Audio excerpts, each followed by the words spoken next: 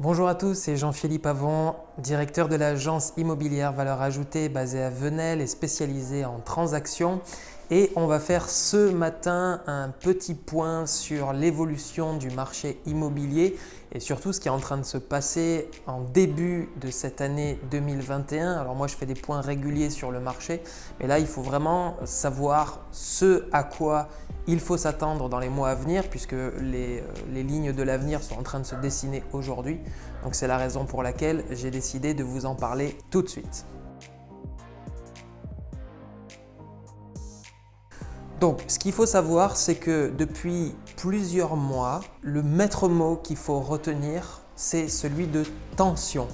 C'est vraiment le maître mot qui, à mon avis, va donner le là pour l'année 2021, puisque c'est ce qu'on constate quand même de ce qui se passe depuis fin 2020.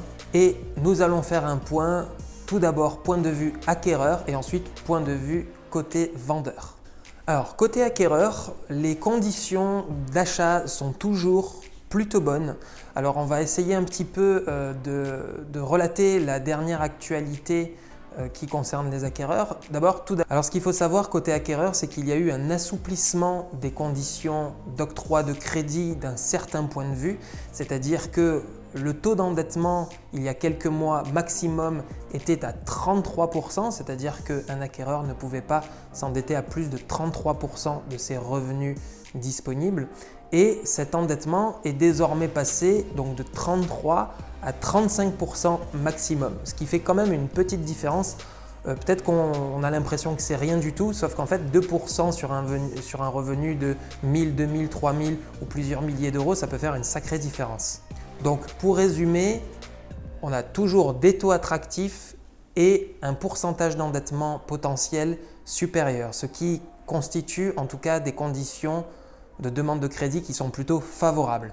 En revanche, il y a aussi un aspect qui est moins positif, c'est qu'il faut savoir que les banques aujourd'hui prêtent moins facilement qu'il y a un an. Et en fait, les restrictions qui sont celles d'aujourd'hui, c'est surtout que les banques acceptent moins facilement les dossiers de financement, notamment en ce qui concerne souvent les primo-accédants. C'est-à-dire que la qualité du dossier de financement va être regardée beaucoup plus au crible et il faut savoir que par exemple des dossiers qui passaient facilement en 2019 ou début 2020, en ce début d'année 2021, côté primo-accédant, c'est 50% à peu près des dossiers qui ne passent plus. Donc il y a quand même un point de vigilance à avoir par rapport à ça et si vous êtes un primo-accédant et que vous entendez ce message-là et que vous souhaitez acquérir un bien, il faut absolument que vous refassiez une étude auprès de votre banque ou auprès de votre courtier pour savoir exactement où vous en êtes et si vos chances d'emprunter sont restées intactes.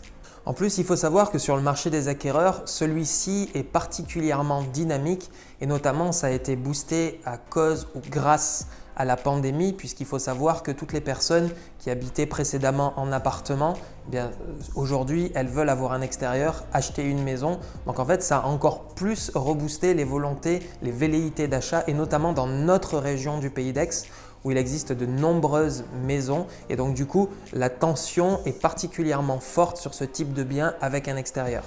Ensuite, nous allons passer à l'actualité côté vendeur. Alors côté vendeur, en fait on ne constate pas du tout la même dynamique.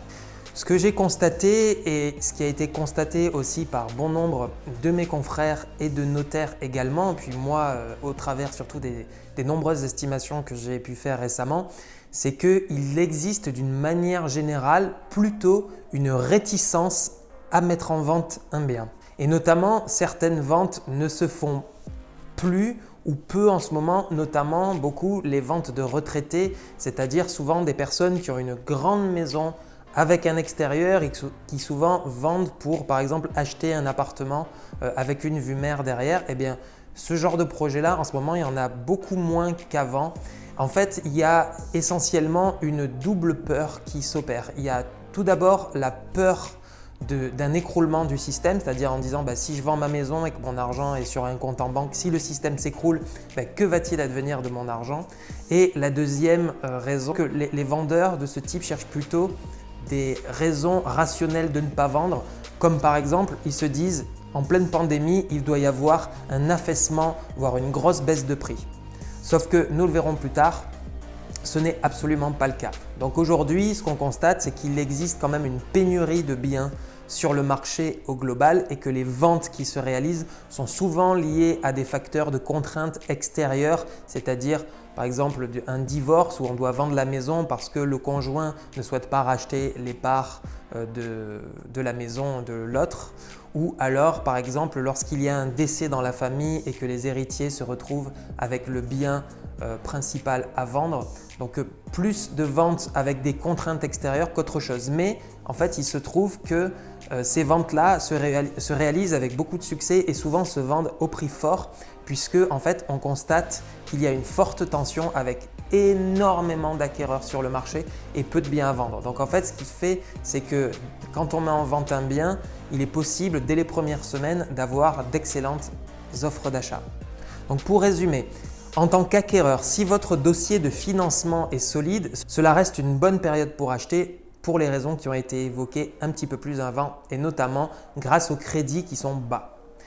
Côté vendeur, c'est une super période pour vendre. C'est-à-dire que si votre objectif est de vendre dans des délais courts, mais également de vendre au prix fort, étant donné qu'il y a une pénurie de biens, dès que vous allez mettre en vente votre bien, en fait, il y aura peu de biens concurrents sur le marché et beaucoup d'acquéreurs disponibles et avec des dossiers qui sont relativement solides. Et c'est là où il y a par contre le hic, c'est-à-dire qu'il y a beaucoup d'acquéreurs sur le marché, mais il y en a aussi beaucoup qui n'ont pas contrôlé leur financement avant de faire une offre.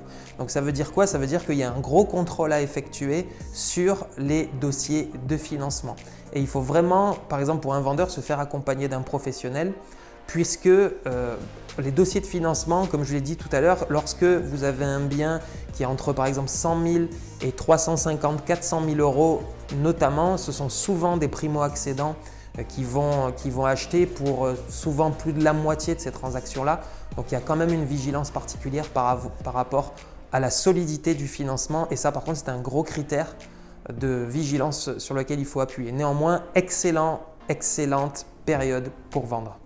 Voilà, vous savez tout sur ce marché qui est extrêmement tendu, qui est un petit peu bizarre, mais ce sont les aléas de l'immobilier. On ne sait jamais exactement ce sur quoi on va tomber. J'allais dire comme les boîtes de chocolat, mais la blague n'était pas vraiment drôle.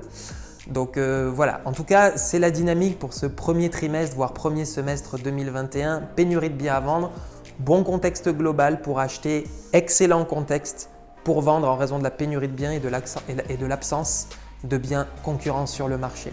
Si ce n'est pas déjà fait, je vous invite à télécharger le guide Vendre en 30 jours sur le PIDEX que nous avons rédigé à l'agence et qui permet aux propriétaires vendeurs de bien préparer leur vente de façon à pouvoir vendre dans les meilleures conditions pour eux dans les 30 jours qui suivent la mise en commercialisation du bien. Quant à moi, je vous retrouve pour de prochaines vidéos d'actualité et de conseils immobiliers. D'ici là, prenez soin de vous et bonne vente.